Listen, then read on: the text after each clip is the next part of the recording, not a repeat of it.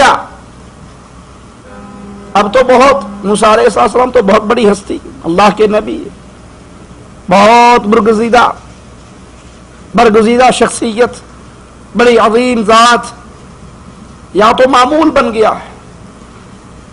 ایک مرید کہتا ہے پیر جی اللہ کی زیارت کرنے کو جی چاہتا ہے. اس نے کہا اچھا آج عشاء کی نماز پڑھے بغیر سو جانا، اللہ کی زیارت ہو جائے گی. مرید نے آدھا ٹوٹکے پہ عمل کر لیا، فرض پڑھ لیے، سنتیں چھوڑ کے سو گیا. رات کو رسول اللہ صلی اللہ علیہ وسلم خواب میں آ گئے، کہنے لگے میں نے تیرا کیا بگاڑا ہے، تو نے میری سنتیں کیوں چھوڑی ہیں؟ یہ صبح اٹھ کر پیر صاحب کے پاس آتا ہے، جی شاہ جی ادھی گل منی سی، سنتا کوئی نہیں پڑھیاں. تو نبی پاک آ گئے، کہا بے وقوف، اگر فرض نہ پڑتا تیرا مقصود پورا ہو جائے.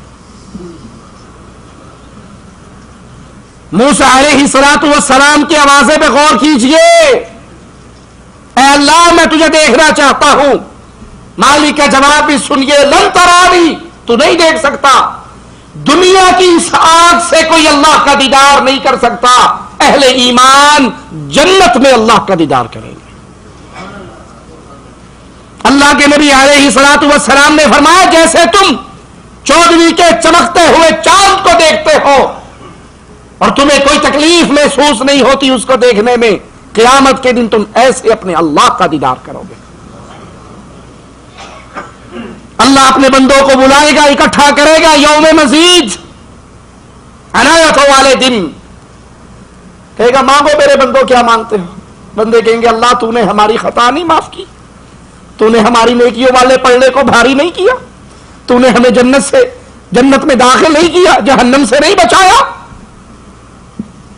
یہ تیری بڑی بڑی عنایتیں ہیں، اب کیا مانگے؟ کہا مانگو کیا مانگتے ہو. کہا اللہ تو ہم سے راضی ہو جا. مالک فرمائے گا بندو اگر میں تم سے راضی نہ ہوتا تمہیں جنت نہ دیتا. جنت میں آئے ہو میری رضامندی کا سرٹیفکیٹ لے کر، مانگو کیا مانگتے ہو. بندے کہیں گے اللہ پھر اپنا دیدار کروا دے. اللہ اپنے نور کے پردوں کو ہٹا کر اپنے بندوں کو اپنا دیدار کروائے گا. اللہ تجھے تیرے پیارے چہرے کا واسطہ ہے ربا، ہم جتنے بیٹھے ہیں تجھ سے دعا کرتے ہیں ہمیں ان خوش نصیبوں میں شامل فرمانا جو قیامت کے دن جنت میں تیرے چہرے کا دیدار کریں گے. جنت کی یہ عظیم نعمت کا فائدہ اٹھائیں گے. رب کی قسم، رب کی جنت میں رب کے دیدار سے بڑھ کر کوئی نعمت ہی نہیں ہوگی.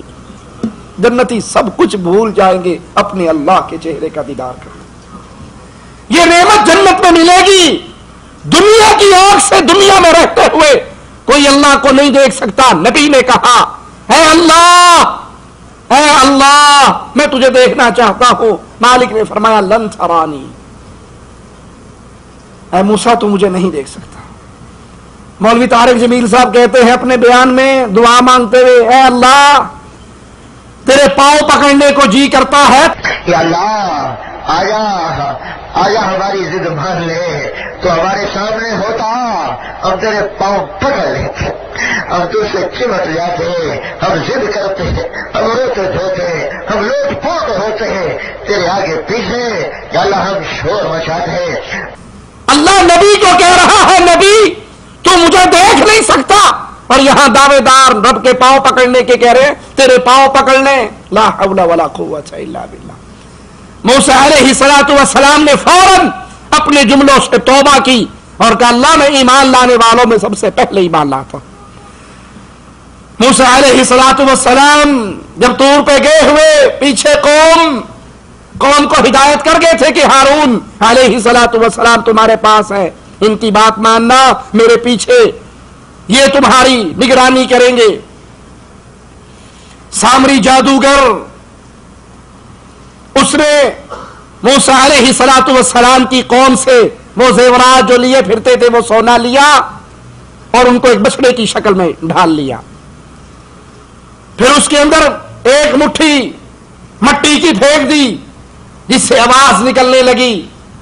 وہ کہنے لگا کہ یہی تمہارا الہ ہے، تمہارا الہ یہی ہے، یہی معبود ہے. موسیٰ کہاں پہاڑوں پہ کی ملاقات کے لیے گیا، صلہ تو یہی ہے، وہ کہاں پہاڑوں کے اندر ڈھونڈتے پھر رہے ہیں کہ صلہ کو یہی الہ ہے، اسی کو پوجو۔ عجیب بات کہ قوم موسیٰ سامری کی باتوں میں آ کر اس کی پوجا کرنا شروع کر دیتی ہے۔ موسیٰ علیہ السلام کو اللہ اطلاع دیتا ہے تیرے بعد تیری قوم سامری کے چکر میں آ کر اس بچڑے کو پوج رہی ہے۔ انہیں اتنا غصہ آیا، اتنے شدید ناراض ہوئے، تورات کی جو تختیاں ان کے ہاتھ میں تھی وہ بھی گر گئی۔ واپس آتے ہیں اپنی قوم کے پاس اور قوم سے پوچھتے ہیں تم نے یہ کیا کیا؟ کیا میرے اتنے دن کی جدائی تم پہ بھاری ہو گئی تھی؟ تم نے یہ کیا ظلم کیا؟ اس شرک کی وادی میں گر گئے۔ اور موسیٰ علیہ السلام کی ناراضگی سے یہاں درس ملتا ہے کہ شرک ایسی لعنت ہے کہ نبی اس کو کبھی برداشت ہی نہیں کر سکتے۔ سامری سے پوچھا تو نے یہ کیا کیا؟ کہا میں نے وہ کچھ دیکھا جو بنی اسرائیل میں سے کسی اور نے نہیں دیکھا۔ جب فرعون کے غرق ہونے کا وقت تھا، جبرائیل علیہ السلام آئے، ان کے گھوڑے کے سم جہاں پر لگتے تھے اس کی مٹی میں زندگی کے آثار پیدا ہو جاتے۔ میں نے اس مٹی میں سے ایک مٹھی بھر لی اور اس بچڑے کے منہ میں، اس بچڑے کے اندر میں نے اس مٹی کو پھینک دیا تو اس کے اندر بھی زندگی کے آثار پیدا ہو گئے۔ آوازیں آنے لگ گئی۔ سیدنا موسیٰ علیہ السلام سامری سے کہنے لگے تیری دنیا کی سزا کہ تو پاگلوں کی طرح مارا مارا پھرے گا، کوئی انسان تیرے قریب آنے لگے گا تو تو اس کو آواز لگا کر کہے گا بھاگتے ہوئے دیکھو مجھے ہاتھ نہ لگانا۔ یہ تو دنیا کا عذاب ہے اور تیرے لیے، تیرے جیسے مشرکوں نافرمانوں کے لیے آخرت میں عذاب علیم ہے جس میں تو مبتلا ہو کر رہے گا۔ موسیٰ علیہ السلام اللہ سے پوچھتے ہیں اللہ میری قوم یہ جرم کر بیٹھی، کیا ان کے لیے کوئی معافی کی صورت ہے؟ اللہ نے کہا ہاں ان کے لیے معافی ہے، اور اس معافی کا طریقہ کار یہ ہے جنہوں نے شرک کیا بچڑے کو پوچھ کے وہ بیٹھ جائیں، اور جو شرک سے دور رہے، جنہوں نے شرک نہیں کیا وہ کھڑے رہے اور نیزے ہاتھوں میں لے لے اور ایک دوسرے کو قتل کرے۔ قرآن حکیم بیان فرماتا ہے وَإِذْ قَالَ مُوسَىٰ لِقَوْمِهِ يَا قَوْمِ إِنَّكُمْ ظَلَمْتُمْ أَنفُسَكُمْ بِاتِّخَاذِكُمُ الْعِجْلَ فَتُوبُوا إِلَىٰ بَارِئِكُمْ فَاقْتُلُوا أَنفُسَكُمْ۔ جب موسیٰ علیہ السلام نے اپنی قوم سے کہا اے میری قوم تم نے بچڑے کو معبود ٹھہرا کر اپنی جانوں پر ظلم کیا ہے، اور اس سے پہلے موسیٰ علیہ السلام نے اس بچڑے کو جلا ڈالا، اس کی راکھ کر دی، سمندروں میں بہا دی، اور یاد کر لیجئے الہ اتنا مجبور نہیں ہوا کرتا کہ کوئی اس پہ حملہ کرے اور اپنا بھی دفاع نہ کر سکے، وہ الہ ہوتا ہے۔ اللہ کے گھر کو گرانے کے لیے ابرہا آیا تھا، عبد المطلب گئے تھے، کہا میرے اونٹ تو نے پکڑے ہیں وہ اونٹ مجھے دے دے۔ کہا عجیب بات ہے مجھ سے اونٹوں کا سوال کرتا ہے، میں تو تیرا کعبہ گرانے آیا ہوں۔ کہا یہ اونٹ میرے ہیں میں مانگنے آیا ہوں مجھے دے دے۔ کعبے کی طرف جب بڑھے گا جس کا کعبہ ہے وہ خود ہی نہیں بڑھ لے گا، یہ اونٹ میرے ہیں یہ مجھے دے دے۔ تو آگے ہو کر تو دیکھ اللہ تجھ سے کیسا انتقام لیتا ہے۔ یہ بھی کوئی الہ ہے جس کو جلا دیا جائے، جس کی راکھ بہا دی جائے، جو فوت ہو جائے، جو مر جائے، جس کو قبروں میں دفن کر دیا جائے، وہ بھی مشکل کشا ہوتا ہے، وہ بھی کسی کا معبود ہوتا ہے؟ کیا اس کو بھی سجدے کیے جا سکتے ہیں؟ کیا اس کے لیے بھی رکوع ہوتا ہے؟ جس میں سنجا کرنے کی طاقت نہ رہی، غسل کرنے کی طاقت نہ رہی، کفن بدلنے کی، پہننے کی طاقت نہ رہی، چل کے قبرستان جانے کی طاقت نہ رہی، دفنانے کے بعد اہل شرک کہتے ہیں جو کچھ ملتا ہے سرکار کی قبر سے ہی ملتا ہے، لینا ہے بابا جی کی دربار پہ آگے بیٹھ جاؤ۔ بابا کے دربار کا آیا ہوا جھولی خالی لے کے نہیں جاتا، ارے یہ معبود نہیں ہے، یہ جھوٹ ہے تمہارا، معبود برحق صرف اللہ کی ذات ہے۔ تم نے بچڑے کو معبود بنا کر اپنی جانوں پر ظلم کیا، اب پیدا کرنے والے کے سامنے توبہ کرو اور اپنے آپ کو قتل کرو۔ ذالکم خیر لکم عند بارئکم فتاب علیکم انہ هو التواب الرحیم، تمہارے خالق کے نزدیک تمہارے حق میں یہی بہتر ہے، پھر اس نے تمہاری توبہ قبول کر لی، بے شک وہی بہت توبہ قبول کرنے والا اور نہایت رحم کرنے والا۔ بچڑے کی پوجا کرنے والے بیٹھ گئے، دوسرے کھڑے رہے، نیزے پکڑ لیے، اللہ کی شان، اندھیرا چھا گیا، شدید اندھیرا چھایا، ایک دوسرے کو قتل کیا اور 70,000 لوگ قتل ہوئے۔ اے محمد علیہ الصلوۃ والسلام کی امت، مبارک ہو تمہیں، وہ رحمتوں والے رسول، تم پر رب کی کتنی مہربانی ہے، بڑے سے بڑا گناہ بھی ہو جائے سچے دل سے ایک مرتبہ اللہ کو کہہ دو اللہ میں توبہ کرتا ہوں، اللہ تمہارے گناہ کو معاف کر دے۔ یہ قوم موسیٰ کی توبہ نہیں دیکھی، گناہ پر معافی کیسے ملی؟ 70,000 لوگ قتل ہوئے۔ اور ہمارے لیے اللہ کی رحمتیں کتنی ہیں، 70 سال تک گناہ کرتے رہو، پھر ایک مرتبہ اللہ کے دربار میں معافی کا سوال کر لو، اللہ سارے گناہوں کو معاف کر دیتا۔ لیکن اس امید پر گناہ نہ کرو، ابھی جوان ہے گناہ کر لے، بڈھے ہوں گے داڑھی رکھ لیں گے، ہجے داڑھی رکھنے کی کیڑی لوڑ ہے؟ کوئی بندہ رب سے لکھوا کر نہیں آیا، اس کی موت کب آ جائے۔